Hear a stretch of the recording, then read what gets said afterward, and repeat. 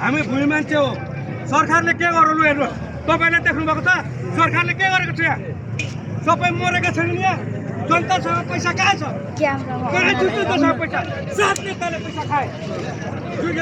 त्यो सात नेताहरू त भइ मरेको छ सबैले मरिरहेको छ व्यापार गर्नु व्यापार डुबेको छ सेवा पाउँछ जय भएर जनताहरू उनिरहेको छ यो राज स्वस्थ हो सन्त होइन बिल्कुल आउँछ भोलि हाम्रो पेट बेला त काट्छ त्यो हेर्नु होला त्यो तपाईँहरू पनि गएर हेर्नु होला हामी जाँदैछौँ दुःख कति सहनु हो जनताले सबै नेताले खाइदिने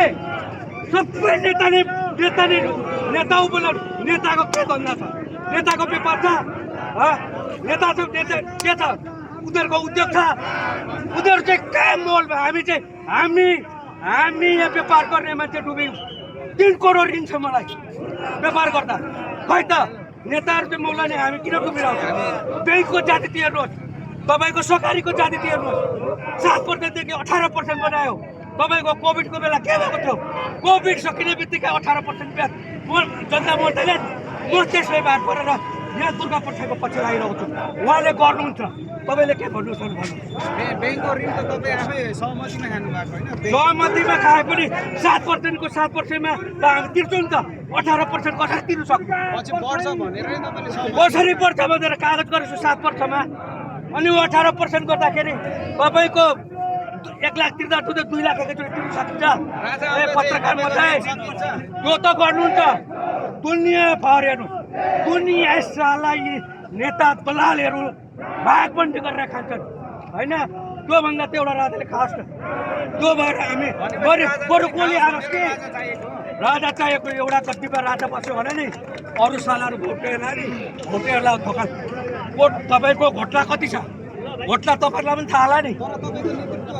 हामीलाई संवैधानिक राजसत्ता भनिरहेछ जसको त्यो होइन शक्ति हुँदैन भन्ने। यहाँ न राजा भनेको हाम्रो अहिले तपाईँको जस्तो अहिले हामीले त्यो राष्ट्रपति राखेको छौँ त्यस्तै हो गर्ने भनेको पावरहीन हो, शक्तिहीन राजा चाहिन्छ। शक्तिहीन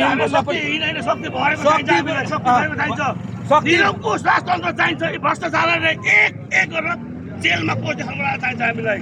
तपाईँहरू रन बोलाउन पर्नु होला नेतृत्वले के बोल्यो अहिलेहरू थाहा छैन तर राजा भनेको राजा हो एउटा मौरीको घरमा रहनु चाहिन्छ रहनु बिनाको मौ हुँदैन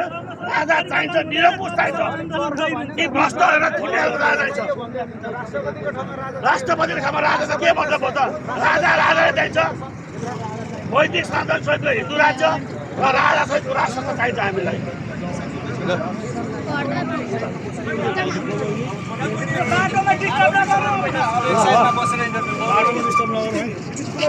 को नाममा छ तपाईँ चेन्ज गर अस्ति गरेर क्याम्बोडिया पठाएर चेन्ज गर्नु के प्योरले चेन्ज गरेको त्यो किडनीमा महिलाको किडनी लगाएपछि नि महिलाको किडनीमा खुट्टा बन्द गर्छ अब प्रधानमन्त्रीसँग यो कुरो प्रधानमन्त्रीसँग छु मैले होइन म बोल्न तयार छु भन्नुहोस् म आफै भन्नु तयार छु तपाईँको यो देशमा राम्रा काम गर्छन् भनेर हामीले जिताएर पठाएका हुन् केपी ओलीजीलाई शेरबहादुर देउवालाई प्रतिनिधिले हामीले देखाएर पठाएको हौँ हामीले आज आएर चाहिँ धन्यवाद राष्ट्रिय प्रजातन्त्र पार्टी साथीहरू सबैलाई हार्दिक नमन गर्छु।